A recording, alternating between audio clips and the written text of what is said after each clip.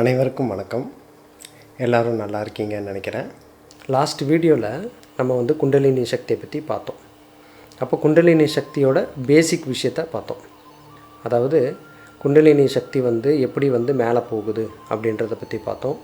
குண்டலினி அப்படின்றது ஒரு இயற்கையான சக்தி அப்படின்றது நம்ம பார்த்தோம். அப்போ இன்றைக்கி குண்டலினி மகாசக்தி எங்கேருந்து வந்தது அப்படின்றத பார்ப்போம். அப்போ குண்டலினி சக்தி கருமையத்தில் இருக்கும். அந்த எனர்ஜி சிறு குழந்தைக்கு அது குறைவாக இருக்கும். வளர வளர வளர அது அதிகமாகும். அப்போ இந்த எனர்ஜி எப்படி டெவலப் ஆகுது அப்படின்னு கேட்டிங்கன்னா, அது பிரெயின் ஆக்டிவிட்டினால தான் டெவலப் ஆகுது. ஆனால் அதோடய ரூட் ஆல்ரெடி இருக்கும், ஒரு விதை மாதிரி இருக்கும்.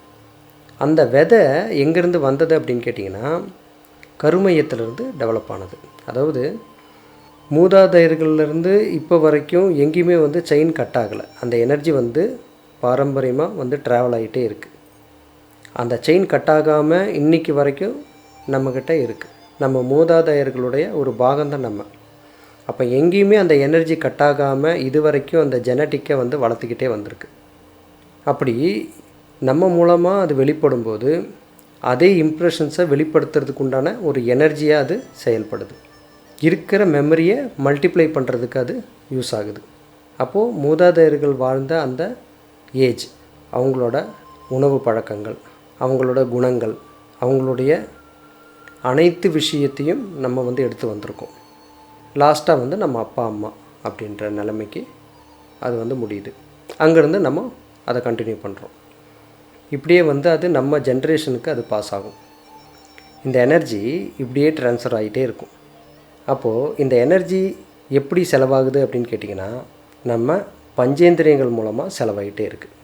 அடிஷ்னலாக நம்ம மனசுக்கு யூஸ் பண்ணுறோம், அடிஷ்னலாக நம்ம யோசிக்கிறதுக்கு யூஸ் பண்ணுறோம். இப்போது இந்த 7 விதமாக நம்ம இந்த எனர்ஜியை செலவு பண்ணிகிட்ருக்கோம். அதாவது கண், மூக்கு, காது, வாய், தோல், அப்புறம் மனம், அப்புறம் அறிவு, அப்படி இந்த 7 விஷயத்திற்கு நம்ம யூஸ் பண்ணுறோம். அப்போ இந்த எனர்ஜி எந்தளவுக்கு எதில் யூஸ் பண்ணுறோம் அப்படின்றது ரொம்ப முக்கியம். இப்போ நம்ம வாழ்க்கையில் குண்டலினி மகாசக்தி கீழேயே இருக்கும்போது, அதாவது மூலாதாரத்திலே இருக்கும் பொழுது, நமக்கு அதிகமாக தேவைப்படுறது என்னவாக இருக்கும்? சாப்பாடு. ஃபுட் இல்லாமல் இந்த உடம்பை நம்ம உயிரோடு வைக்க முடியாது இல்லையா? அப்போ அதிகப்படியான எனர்ஜியை நம்ம பேசிக்கான விஷயமாக இருக்கிற சாப்பாட்டுக்கு தான் முக்கியத்துவம் கொடுப்போம். அதுக்காக தான் நம்ம உயிர் வாழ்கிறதா நம்ம நினச்சிட்ருப்போம். அது இல்லாமல் நம்மளால் உயிர் வாழவே முடியாது அப்படின்றத நம்ம திட்டவட்டமாக உணர்ந்துட்டுருப்போம். நம்ம என்ன உணர்ந்துருக்கிறோமோ அதுக்கு தகுந்த மாதிரி தான் நம்ம வாழ்க்கையும் இருக்கும். இப்போ நீங்கள் பேசிக்காக படிச்சிருப்பீங்க, ஃபுட், கிளாத், ஷெல்டர், செக்ஸ் அப்படின்னு சொல்லிட்டு. இந்த விஷயம் பேசிக்காக வேணும் அப்படின்றது எதனால் இது நம்மளுக்கு இப்படி தோணுது அப்படின்னா, குண்டலினி மகாசக்தி மூலாதாரத்தில் இருக்கிறனால தான். அப்போது குண்டலினி மகாசக்தி மூலாதாரத்திலேருந்து எனர்ஜியை ரிலீஸ் பண்ணிகிட்டே இருக்கும். அப்படி ரிலீஸ் பண்ணும்போது எது பக்கத்தில் இருக்கோ அதுக்கு வேண்டி தான் அதிகமான எனர்ஜி அது செலவு பண்ணும். எது தூரத்தில் இருக்கோ அதுக்கு கம்மியாக செலவு பண்ணும். அப்போது குண்டலினி சக்தி மேலே எழும்பிச்சுன்னா அது இந்த பஞ்சேந்திரியங்கள் மூலமாகவும் மனசாகவும் அறிவாகவும் வெளிப்பட்டுகிட்டே இருக்கும். ஆனால் இதில் என்ன பிரச்சனை அப்படின்னு கேட்டிங்கன்னா, இந்த எனர்ஜி ஒரு ரா எனர்ஜி. அந்த எனர்ஜியில் நல்லதும் கிடையாது, கெட்டதும் கிடையாது, ரெண்டுமே கிடையாது. அது பியூர் எனர்ஜி. ஆனால் அந்த எனர்ஜி எதுக்கு சக்தி கொடுக்குது அப்படின்னு கேட்டிங்கன்னா, நம்ம ஜெனட்டிக்கில் என்ன பதிஞ்சிருக்கோ அந்த பதிவுகளுக்கு அது எனர்ஜி கொடுக்குது. அப்போ அந்த பதிவு நல்லா இருந்ததுன்னா அந்த நல்லது மல்டிப்ளை ஆகும். அந்த பதிவு கெட்டதாக இருந்ததுன்னா அதுவும் மல்டிப்ளை ஆகும். அதனால தான் குண்டலினி சக்தி மேலே வர்றது ஆபத்தான ஒரு விஷயம் அப்படின்னு நான் சொல்கிறேன். அப்போ இந்த குண்டலினி சக்தியை மேலே கொண்டு வர்றதுக்கு முன்னாடி நம்ம சக்ரா சிஸ்டம் க்ளீனாக வச்சுக்கணும். அது ரெசனன்ஸ் மூலமாக நம்ம பண்ண முடியும். அதுக்கு தான் அந்த ஒரு பயிற்சியை சொல்லியிருந்தேன். அப்போது அதை மட்டும் செஞ்சுட்டா போதுமா, சரியாயிருமா அப்படின்னு கேட்டால் கிடையாது. அப்போது நம்ம ஜெனட்டிக் இம்ப்ரெஷன்ஸ் நல்லா இருந்தால் தான் குண்டலினி சக்தி நம்மளுக்கு நன்மையை பயக்கும். அப்படி இல்லைன்னா அந்த ரிசல்ட் கண்டிப்பாக இருக்கும். அப்போ குண்டலினி சக்தி அதிகப்படியாக ரிலீஸ் ஆகுது அப்படின்னா பஞ்சேந்திரியங்கள் மூலமாகவும் மனசு மூலமாகவும் அறிவு மூலமாகவும் வெளிப்படும்போது நம்மளோட ஜெனட்டிக் இம்ப்ரெஷன்ஸில் என்னெல்லாம் குறை இருக்கோ அந்த குறையெல்லாமே வந்து டெவலப் ஆக தொடங்கும். அந்த குறையெல்லாமே வந்து ஹை லெவலுக்கு போகும். அப்புறம் அந்த குறையெல்லாமே வந்து கொஞ்சம் கொஞ்சமாக டிக்ளைன் ஆகி அது நெல்லுக்கு வந்துடும். ஏன்னா இந்த எனர்ஜியோட வேலை வந்து அப்படி தான் இருக்கும். ஏன் அப்படின்னா குண்டலினி எனர்ஜி ரிலீஸ் ஆகும்போது அது பஞ்சேந்திரியங்கள் மூலமாக மட்டும் இல்லை, அது மனசையும் டச் பண்ணுது, அது அறிவையும் டச் பண்ணுது. அப்போ அறிவு அப்படின்றது கான்ஷியஸ்னஸ். அப்போ கான்ஷியஸ்னஸுக்கு வரும்போது நேச்சுரலாக வந்து எது நல்லது எது கெட்டது அப்படின்றது நம்மளுக்கு தெரியும். அப்படி தெரிஞ்சு ஒவ்வொரு ஆக்டிவிட்டியும் நம்ம யோசிக்கிறதாகட்டும், நம்ம செயல்படுறதாகட்டும், நம்ம மற்றவங்க கூட பழகிற விதமாகட்டும், எல்லாத்துலேயும் வந்து நம்ம திருத்தம் ஏற்படுத்துவோம்.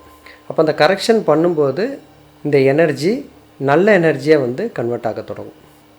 அப்போது குண்டலினி மகாசக்தியை நம்ம ஃபுல்லாக யூஸ் பண்ணணும் அப்படின்னா ஏற்கனவே இருக்கிற ஜெனட்டிக் இம்ப்ரெஷன்ஸில் இருக்கிற அந்த நெகட்டிவ் டெண்டன்சியை வந்து நம்ம ரிமூவ் பண்ணணும். அந்த விஷயத்தை எப்படி ரிமூவ் பண்ண முடியும் அப்படின்னு கேட்டிங்கன்னா, அங்கே தான் வந்து இன்ட்ராஸ்பெக்ஷன் அப்படின்ற ஒரு விஷயம் வருது. அதாவது அகத்தாய்வு அப்படின்னு சொல்லுவோம். நம்மளையே நம்ம ஆய்வு பண்ணுறது. அப்போது நம்மளையே நம்ம ஆய்வு பண்ணும்போது குண்டலினி எனர்ஜி எங்கே அதிகமாக ரிலீஸ் ஆகும் அப்படின்னு கேட்டிங்கன்னா, அது டைரெக்டாக கான்ஷியஸ்லேருந்து ரிலீஸ் ஆகும். அப்போ அது பஞ்சேந்திரியங்கள் மூலமாக கிடைச்ச எக்ஸ்பீரியன்ஸாக இருந்தாலும் கூட நம்ம மனசு மூலமாக அதை ஆராய்ச்சி பண்ணுறோம். புத்தி மூலமாக அது எது நல்லது எது கெட்டது அப்படின்றத நம்ம மனசுலேயே வந்து கிளியர் பண்ணுறோம். அதுக்கு வந்து சொல்யூஷன் கண்டுபிடிக்கிறோம். அப்போ அதிகப்படியான எனர்ஜி பிரெயினில் வந்து ரிலீஸ் ஆகும். அது பிட்யூட்டரி கிளாண்டையும் பீனியல் கிளாண்டையும் ஆக்டிவேட் பண்ணும். அதிகமான நியூரான் ஆக்டிவிட்டி ஏற்படும். அப்போ நம்ம அகத்தாய்வு பண்ணும்போது அதிகப்படியான எனர்ஜியை மனசு மூலமாகவும் அறிவு மூலமாகவும் நம்ம பயன்படுத்த தொடங்குவோம். அப்போது அதுதான் வந்து கருமைய பதிவுகளை கிளியர் பண்ணுறதுக்கு உண்டான ஒரு வழியாக இருக்குது.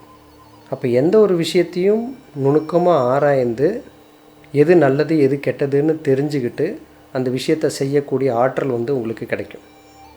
எது நியாயம் எது தர்மம் அப்படின்றத தெரிஞ்சுக்கிட்டு நீங்கள் வந்து செயல்படுவீங்க. இதுக்கு முன்னாடி நீங்கள் எப்படி இருந்தீங்களோ, உங்கள் ஜெனட்டிக்கில் எப்படியெல்லாம் இம்ப்ரெஷன்ஸ் இருந்ததோ அதையெல்லாம் மீறி வந்து நீங்கள் செயல்படுவீங்க. இதுதான் நம்ம வந்து சுய அறிவு அப்படின்னு சொல்கிறோம். அப்போ இது சுய அறிவில் தான் இந்த விஷயத்தை செய்ய முடியும். அப்போது இங்கே நம்ம என்னென்ன ஸ்கிப் பண்ணுறோம் அப்படின்னு கேட்டிங்கன்னா, இங்கே வந்து பஞ்சேந்திரியங்களை வந்து நம்ம ஸ்கிப் பண்ணுறோம். அதனால தான் நம்ம அகத்தாய்வுக்கும் மெடிடேஷனுக்கும் இம்பார்ட்டன்ஸ் கொடுக்கணும். ஏன்னா மெடிடேஷனில் நுண்ணறிவு ரொம்ப டெவலப் ஆகும். அகத்தாய்வில் அந்த நுண்ணறிவு மூலமாக நம்ம கிடைச்ச அறிவு மூலமாக அதை வந்து நம்ம கிளியர் பண்ணலாம். அது மூலமாக வந்து ஜெனட்டிக் இம்ப்ரெஷன்ஸை வந்து நம்ம ரெக்டிஃபை பண்ணலாம். அப்போ மெடிடேஷன் பண்ணும்போது நுண்ணறிவு பெருகும். அந்த கிடைச்ச நுண்ணறிவு மூலமாக எது நல்லது எது கெட்டது அப்படின்றது நம்ம பிரித்து அதை வந்து செய்வோம். அப்போது மெடிடேஷன் பண்ணும்போது மனசு நுண்ணியதாக மாறும். அப்படி மனசு நுண்ணியதாக மாறும்போது நுண்ணறிவு பெருகும். அப்படி நுண்ணறிவு பெருகும்போது பஞ்சேந்திரியங்களை எப்படி நல்லதுக்கு யூஸ் பண்ணணும் அப்படின்ற ஞானமும் கிடைக்கும். அப்போ இதுக்கு முன்னாடி நீங்கள் எப்படி இருந்தீங்களோ அப்படி இருக்க மாட்டீங்க. ஏன்னா நீங்கள் சுய அறிவு அப்படின்ற ஒரு விஷயத்தை யூஸ் பண்ணுறீங்க. இது வரைக்கும் நீங்கள் அந்த விஷயத்துக்கு இந்தளவுக்கு இம்பார்ட்டன்ஸ் கொடுத்துருக்க மாட்டீங்க. அதனால் ஜெனட்டிக் இம்ப்ரெஷன்ஸில் என்ன இருக்கோ அதை மட்டும்தான் நீங்கள் செஞ்சுருப்பீங்க. ஆனால் இப்போது அதிகப்படியான சுய அறிவை வந்து நீங்கள் யூஸ் பண்ணுறதுனால ஏற்கனவே செஞ்ச ஆக்ஷன்ஸுடைய ரிசல்ட் வந்து இந்த பதிவுகளில் வெளிப்படுறத வந்து நீங்கள் தடுத்து அதை இல்லாமாக்கி உங்களோட சுய அறிவை இன்புட்டாக கொடுக்குறீங்க. அதில் எது நல்லதோ அதை மட்டும் பிரித்து எடுத்து நீங்கள் செய்கிறீங்க. அப்போது பஞ்சேந்திரியங்களோட தன்மை வந்து மாறுது. அது நன்மை பயப்பதாக இருக்கும். ஆனால் குண்டலினி மகாசக்தியை நம்ம வந்து ட்ரிகர் பண்ணிவிட்டு அதை வந்து ஆக்ஞா சக்கரத்துக்கு கொண்டு போகாமல் அதை வந்து நம்ம கீழேயே வந்து ஆக்டிவேட் பண்ணிட்டோம் அப்படின்னா அதிகப்படியான எனர்ஜி வந்து பஞ்சேந்திரியங்கள் மூலமாக செலவாகும். இன்ட்ராஸ்பெக்ஷன் அதாவது அகத்தாய்வு அப்படின்ற ஒரு விஷயத்தை நீங்கள் செய்யாமல் விடும்போது அந்த எனர்ஜி கருமையத்தில் என்ன இருக்கோ அதைவே வந்து மல்டிப்ளை பண்ணி உங்களுக்கு கொடுக்கும். இது வரைக்கும் நீங்கள் நார்மலாக சாப்பிட்டுட்டு இருந்தால் கூட அதுக்கு மேலே உங்களுக்கு அதிகமாக சாப்பிட்ணுன்ற எண்ணம் வரும். அந்த சாப்பிட்றதுக்கு உண்டான கெப்பாசிட்டியும் கூடும். அப்போது நேச்சுரலாக நம்மக்கிட்ட இருக்கிறது காமம், குரோதம், மோகம், மதம், ஆச்சரியம் போன்ற குணங்களெல்லாம் நம்மக்கிட்ட இருக்குது. இந்த விஷயங்கள் எல்லாமே வந்து ரொம்பவும் டெவலப் ஆகும். அது வந்து சொசைட்டிக்கு எந்த விதமான நன்மையும் பயக்காது, உங்களுக்கும் நன்மை பயக்காது. அப்போது குண்டலினி மகாசக்தியை ஒன்று ட்ரிகர் பண்ணாமல் இருக்கணும். அப்படி ட்ரிகர் பண்ணிட்டீங்கன்னா அதை நெத்தி பொட்டுக்கு கொண்டு வந்துடணும். அதை வந்து இடையில வந்து கேர்லெஸ்ஸாக விடக்கூடாது. அப்படி கேர்லெஸ்ஸாக விட்டிங்கன்னா உங்களோட கருமைய பதிவுகள் வெளிப்பட்டு அதிகப்படியான துக்கங்களையும் அதிகப்படியான வலிகளையும் நீங்கள் உங்களோட எக்ஸ்பீரியன்ஸாக அனுபவிப்பீங்க. அது ஒரு கசப்பான உண்மையாக இருக்குது. அப்போ குண்டலினி மகாசக்தி அப்படின்றது ஒரு ரா எனர்ஜி மட்டும்தான். அந்த எனர்ஜி எப்போ வந்து நம்மளுக்கு நன்மை பயக்கும் அப்படின்னா அது கான்சியஸ் கூட சேரும்போது தான். வெறும் எனர்ஜினால் மட்டும் நம்ம நல்லா இருக்க முடியாது. அந்த எனர்ஜியை கான்சியஸாக வந்து நம்ம பயன்படுத்தும் போது தான் அது நமக்கு நன்மை பயக்கும். எக்காரணம் கொண்டும் அந்த எனர்ஜியை ஃப்ரீயாக விட்டுறக்கூடாது. அதை சிவத்துக்கு கொண்டு வந்து சேர்க்கறது தான் உங்களோட கடமையாக இருக்கணும். அதுதான் உங்களோட லட்சியமாக இருக்கணும். இப்போது குண்டலினி மகாசக்தியை நம்ம ட்ரிகர் பண்ணாமல் ஒரு சாதாரண மனுஷனாக இருந்தால் அப்போவும் இந்த கருமையத்தில் இருக்கிற தன்மை தான் வெளிப்பட்டுகிட்டே இருக்கும். அப்போ அது நல்லதா அப்படின்னு கேட்டிங்கன்னா அதுதான் இப்போ நீங்கள் அனுபவிச்சுட்டு இருக்கிற வாழ்க்கை. ஸோ அது உங்களுக்கே தெரியும், இப்போ நல்லா இருக்குதா இல்லையா அப்படின்றது உங்களுக்கே தெரியும். அது அவங்கவுங்களோட அனுபவமாக இருக்குது. அதாவது குண்டலினி மகாசக்தியை தூண்டி விட்டுட்டு ட்ரிகர் பண்ணிவிட்டு அதுக்கப்புறம் நீங்கள் எந்த விதமான முயற்சியும் பண்ணாமல் விட்டிங்கன்னா அது மிகப்பெரிய ஒரு நெகட்டிவிட்டியை உண்டாக்கும். சக்தி வந்து கடவுள் தானே, அப்போ அவங்க கையிலே விட்டுறலாம் எல்லாத்தையும் அப்படின்னு சொன்னால் கூட அந்த சக்தி கான்சியஸாக வந்தால் மட்டும்தான் அது வந்து பயன் தரும். அப்போது குண்டலினி மகாசக்தி எல்லாருக்கும் ரைஸ் ஆகிருக்கா, எல்லாருக்கும் ரைஸ் ஆகுமா அப்படின்னு கேட்டால் எல்லாத்துக்குமே குண்டலினி எனர்ஜி ஒரு சர்டைன் லெவலில் எனர்ஜியை ரிலீஸ் பண்ணிட்டு தான் இருக்கும். அப்போ எல்லாருமே வந்து யோகியா அப்படின்னு கேட்டிங்கன்னா அது அப்படி கிடையாது இல்லையா? அது உங்களுக்கே தெரியும். எல்லாருமே வந்து நல்லவங்களா, எல்லாருமே வந்து அற்புதமான வாழ்க்கையை வாழ்ந்துட்டுருக்காங்களா, எல்லோரும் ஹாப்பியாக இருக்காங்களா அப்படின்னு கேட்டால் இல்லை இல்லையா? ஆனால் அந்த எனர்ஜி ரிலீஸ் ஆகிட்டு தான் இருக்குது. எல்லாத்துக்குமே எனர்ஜி ரிலீஸ் ஆகிட்டு தான் இருக்குது. அப்போது நார்மலாக இந்த குண்டலினி சக்தி அதிகப்படியாக ட்ரிகர் ஆகும்போது தான் இது மேலே எழும்பும். அப்போது சுய சக்தியில் அதை செய்ய முடியுமா அப்படின்னு கேட்டால் அது ரொம்ப கடினமான ஒரு விஷயம். அது குருவினுடைய அருளால் மட்டும்தான் அதை மேலே எழுப்ப முடியும். ஒரு டைம் நீங்கள் வந்து குண்டலினி சக்தியை நெத்தி பொட்டுக்கு கொண்டு வந்துட்டிங்கன்னா அதுக்கப்புறம் அது அங்கேருந்து இயங்க தொடங்கும். ஆனால் அதுக்கு கீழே நீங்கள் எங்கே கொண்டு வந்து வச்சாலும் அந்த குண்டலினி மகாசக்தி மறுபடியும் மூலாதாரத்துக்கே போயிடும். நீங்கள் இப்போ ஒரு 10 வருஷம் ட்ரை பண்ணுறீங்க வச்சுக்கோங்க. அந்த 10 வருஷத்துக்கு அப்புறம் நீங்கள் லூஸாக விட்டுட்டீங்க அப்படின்னா மறுபடியும் அது வந்து மூலாதாரத்துக்கு போய் நின்றும். இதுதான் வந்து அதோட நேச்சர். சக்தி அப்படின்னா எனர்ஜி. அந்த எனர்ஜி அப்படின்றப்போ அதுக்கு ஒரு மாஸ் இருக்கும். அப்போ அது நேச்சுரலாக வந்து கிராவிட்டினால் இழுக்கப்படும். அப்போ எங்கே வந்து கிராவிட்டியை மீறி போக முடியும் அப்படின்னு கேட்டிங்கன்னா எங்கே வந்து அந்த எனர்ஜி லைட்டோட தன்மை பெறுதோ அந்த லைட்டோட தன்மை பெறும்போது அது கிராவிட்டியிலேருந்து எஸ்கேப் ஆகும். இப்போ இந்த உலகத்தில் எந்த ஒரு பொருள் எடுத்து நம்ம கீழே போட்டாலும் அந்த பொருள் கீழே விழுந்துடும். அதே ஒரு தீபத்தில் இருக்கிற அக்னி கிராவிட்டினால் பாதிக்கப்படுறதில்ல, அதோட சக்தி மேல் நோக்கி தான் இருக்கும். அப்போ நெருப்புக்கு ஆன்டி கிராவிட்டி ப்ராப்பர்ட்டி இருக்குது இல்லைங்களா? ஆனால் இங்கே நம்ம நெருப்பு அப்படின்ற ஒரு இடத்துக்கு கொண்டு வந்து இந்த சக்தியை நிறுத்துறதில்ல. இப்போ நெருப்பு அப்படின்றப்போ அந்த சக்தி இருக்கிற இடம் மணிப்பூரகம். ஆனால் அங்கே கொண்டு வந்து அதை நிறுத்துறதில்ல. ஏன்னா இந்த குண்டலினி சக்தி மணிப்பூரகத்தில் கொண்டு வந்து நிறுத்தினோம்னா அது வந்து அதிகப்படியான எனர்ஜியை வந்து அக்னிக்கு கொடுக்கும்.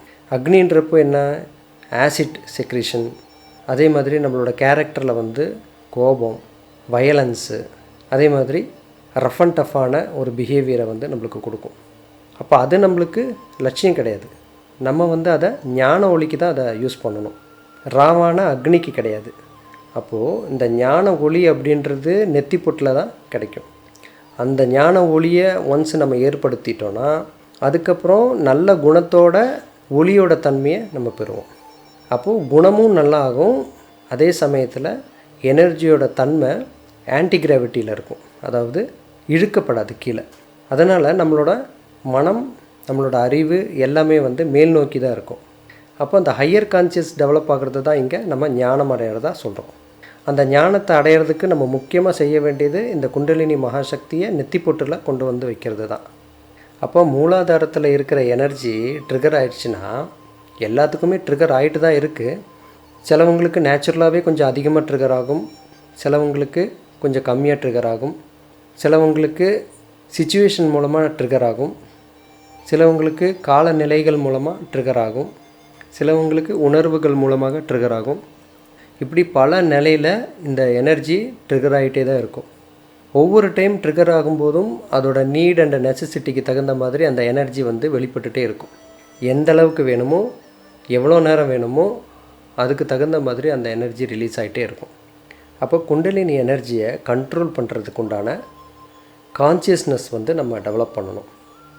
அப்படி கான்சியஸ்னஸ் டெவலப் பண்ணாமல் குண்டலினி கொஞ்சமாக ட்ரிகர் ஆனாலும் சரி, இல்லை குண்டலினி வந்து அதிகமாக ட்ரிகர் ஆனாலும் அது வந்து நெகட்டிவ் சைடு எஃபெக்ட்ஸை வந்து உண்டாக்கும். அது நெகட்டிவ் சைடு எஃபெக்ட்ஸை உண்டாக்குனதுக்கப்புறம் அது வந்து ப்ராப்ளத்தையெல்லாம் க்ரியேட் பண்ணிவிட்டு அதுக்கப்புறம் அது மெதுவாக தான் அது செட்டில் ஆகும்.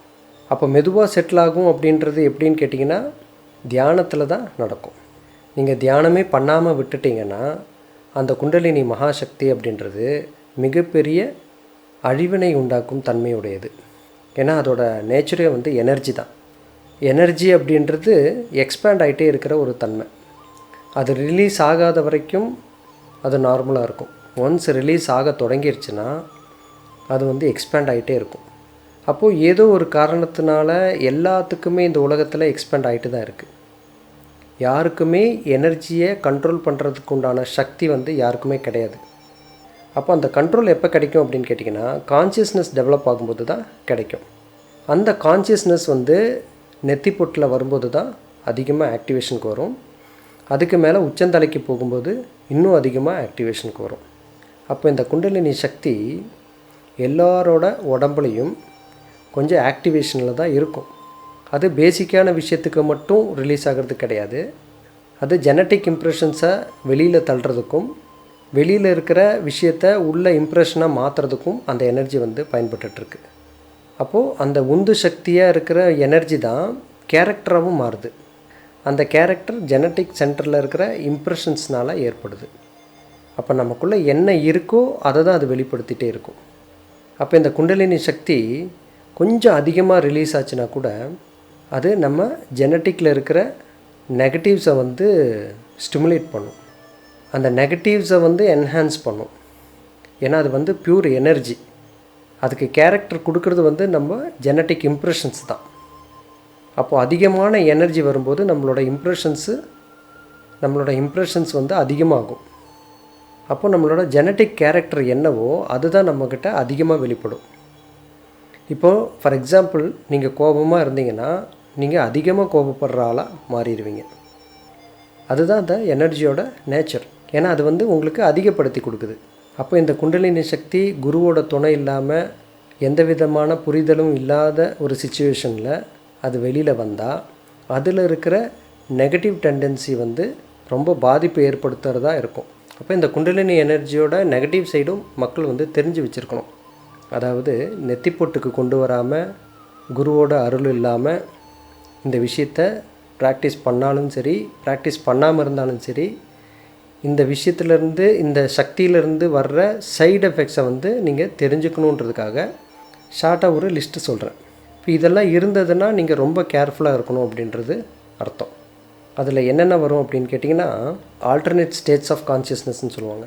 அதாவது நீங்கள் ஒரு கேரக்டரில் இருப்பீங்க, அந்த கேரக்டர் வந்து சில சமயம் மாறும். அதாவது நம்மளோட கான்ஷியஸ்னஸ் வந்து ஒவ்வொரு டைமும் ஒவ்வொரு விதத்தில் மாறிக்கிட்டே இருக்கும். அது வந்து பர்சனாலிட்டி டிஸார்டர்ஸ் ஆகலாம், இல்லை வந்து ஸ்ப்ளிட் பர்சனாலிட்டிஸ் ஆகலாம், இல்லைனா அது மல்டிபிள் பர்சனாலிட்டியாக மாறலாம், எந்த மாதிரி வேணாலும் இருக்கலாம். ஸோ இதை தான் வந்து நம்ம ஆல்டர்னேட் ஸ்டேட்ஸ் ஆஃப் கான்ஷியஸ்னஸ் அப்படின்னு சொல்கிறோம். அந்த கேரக்டர் மாறதுக்கு காரணம் உங்கள் கான்ஷியஸ்னஸ் ஆக்டிவிட்டியில் மாற்றம் ஏற்படுறதுனால தான். அதுக்கப்புறம் மூட் டிஸார்டர்ஸ். மூடு வந்து மாறிட்டே இருக்கும். ஹாப்பியாக இருப்பீங்க, திடீர்னு வந்து கவலையாகும் மைண்டு, திடீர்னு வந்து போர் அடிக்கும், திடீர்னு வந்து அமைதியாக இருப்பீங்க, திடீர்னு எக்ஸைட் ஆவீங்க. ஸோ அந்த பேலன்ஸ் இல்லாத ஒரு மூடு, ஸோ அந்த மாதிரி இருக்கும். ஸோ அதே மாதிரி மைண்ட் வந்து ரொம்ப சென்சிட்டிவாக இருக்கும். சீக்கிரமாக ரியாக்ட் பண்ணுவீங்க ஒவ்வொரு காரியத்துக்கும். ஹாப்பியாக இருந்தாலும் ரொம்ப எக்ஸைட் ஆவீங்க, துக்கமாக இருந்தாலும் ரொம்ப துக்கப்படுவீங்க. அதுக்கப்புறம் பேராசை, கடும் பற்று, அதுக்கப்புறம் கொஞ்சம் நாலேஜ் இருக்கும், ஆனால் அந்த நாலேஜை வந்து மிக உயர்வாக பேசிக்கொள்வது, அதிகமாக மிகைப்படுத்தி பேசுவது, அதே சமயத்தில் நான் சொல்கிறது தான் கரெக்டு அப்படின்னு சொல்கிறது. அதுக்கப்புறம் பேரு புகழுக்கு அடிமையாகிறது. அதுக்கப்புறம் அந்த பேரும் புகழை ஷார்ட்கட்லேயே அடையணும்னு நினைக்கிறது. அதுக்கப்புறம் நம்ம என்ன உண்மைன்னு பிலீவ் பண்ணுறோமோ அதே விஷயத்தை தான் மற்றவங்களும் பிலீவ் பண்ணணும்னு நினைக்கிறது. அதுக்கப்புறம் ரொம்ப ரிஜிட் அண்ட் ரூடாக இருக்கிறது, ரஃப் அண்ட் டஃப்பாக பிஹேவ் பண்ணுறது. அதுக்கப்புறம் ஹைப்பர் சென்சிட்டிவிட்டியாக இருக்கிறது. அதுக்கப்புறம் அரகண்ட்டாக இருக்கிறது. அதுக்கப்புறம் ரொம்ப அடமெண்ட்டாக இருக்கிறது. அப்புறம் இக்னோரண்ட்டாக இருக்கிறது. இக்னோரண்ட்னா நீங்கள் என்ன சொன்னாலும் அதுக்கு வேல்யூவே கொடுக்காமல் இருக்கிறது. அதுக்கப்புறம் காமத்துக்கு ரொம்ப இம்பார்ட்டன்ஸ் கொடுக்கறது. அதுக்கப்புறம் வெறுக்கிறது. அதுக்கப்புறம் கொலை பண்ணுறது, கொள்ளை அடிக்கிறது. அதுக்கப்புறம் பொய் சொல்கிறது. அதுக்கப்புறம் வயிற்றெரிச்சல்னால் மற்றவங்கள குறை சொல்கிறது. அதுக்கப்புறம் திருட்டு. அதுக்கப்புறம் நம்ம செஞ்ச மிஸ்டேக்கு எந்த விதமான கில்ட்டியும் ஃபீல் பண்ணாமல் இருக்கிறது. குற்ற உணர்வே இல்லாமல் இருக்கிறது. வெறும் சுகத்துக்காக மட்டும் கொள்வது, ரொம்பவும் ஈகோவாக இருக்கிறது. அப்புறம் ஆர்த்தடாக்ஸாக இருக்கிறது. அப்புறம் கொடூரமான குணமாக இருக்கிறது. அதுக்கப்புறம் ஏதோ ஒரு காரணத்தினால இன்ஜஸ்டிஸாக இருக்கிறது, அதாவது நியாயத்தோட வழியில் இல்லாமல் இருக்கிறது. அதுக்கப்புறம் வயலன்ஸ். அதுக்கப்புறம் வெஞ்சன்ஸு. அதுக்கப்புறம் கோபம். அதுக்கப்புறம் ஃபால்ஸ் நாலேஜ், அதாவது எந்த ஒரு விஷயத்தை கண்டுபிடிக்கக்கூடாதோ அப்படி ஒரு விஷயத்தை கண்டுபிடிக்கிறது. அதுக்கப்புறம் வெறுப்பு. அதுக்கப்புறம் சண்டை, அது சின்ன லெவலாக இருந்தாலும் சரி, பெரிய லெவலாக இருந்தாலும் சரி. ஸோ அது வந்து மிகப்பெரிய பாதிப்பு உண்டாக்கக்கூடியது இல்லையா? அதனால் சண்டை. அதுக்கப்புறம் மனிதநேயம் இல்லாமல் இருக்கிறதும் மனிதநேயம் குறைவாக இருக்கிறதும் ரெண்டும் ஒன்று தான்.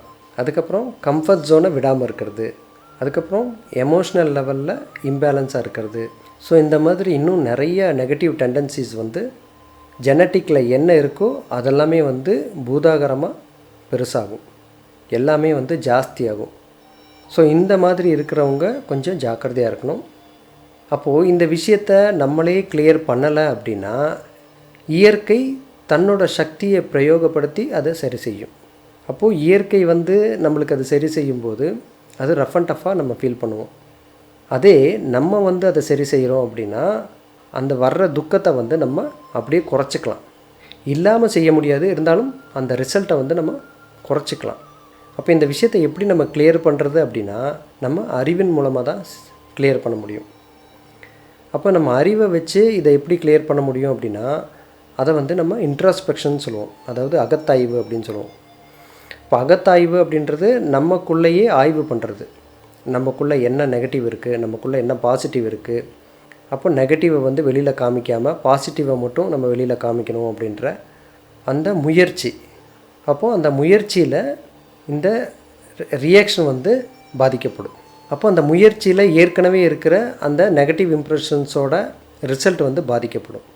அப்போ அதிலேருந்து என்ன ஆகுதுன்னு கேட்டிங்கன்னா நம்மளோட ஜெனட்டிக்லேருந்து வெளியில் வர வேண்டிய நெகட்டிவ் இம்ப்ரென்ஸ் வந்து ஒன்று குறைவான ரிசல்ட்டை காமிக்கும், அப்படி இல்லைன்னா சுத்தமாக அந்த ரிசல்ட்டு இல்லாமையே போயிடும். அது நம்மளோட மனசோட கிளாரிட்டியை பொறுத்து இருக்குது.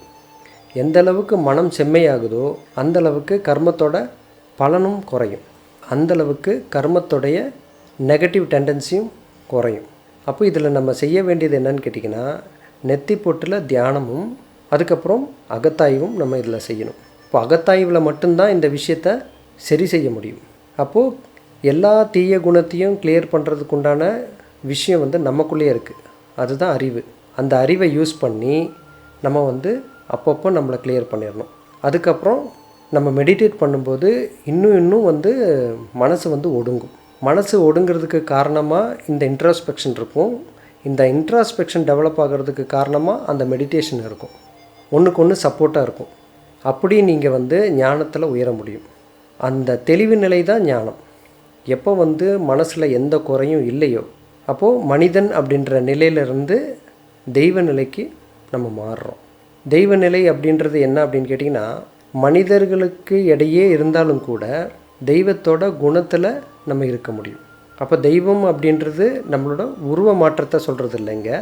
இங்கே வந்து நம்ம மனசில் ஏற்படுற மாற்றத்தை சொல்கிறோம். அப்போது மனசு அப்படின்றது தெளிவான ஒரு நிலைக்கு உயர்த்தப்படும்.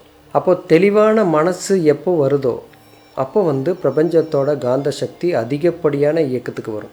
கான்ஷியஸ் ஆக்டிவிட்டி எந்த அளவுக்கு அதிகமாக ஆகுதோ அந்த அளவுக்கு உங்களோட சக்தி வந்து உங்கள் கண்ட்ரோலுக்கு வந்துடும். அப்படி தான் அந்த சக்தியை கண்ட்ரோல் கொண்டு வர முடியும். வேறு எந்த விதத்துலேயும் அந்த சக்தியை கண்ட்ரோலுக்கு கொண்டு வர வைக்க முடியாது. மனசு தூய்மையான மட்டும்தான் இந்த சக்தி வந்து மேலே ஒளிரும். அந்த குண்டலினி சக்தி அப்போ தான் உங்களுக்கு பயனளிப்பதாக இருக்கும்.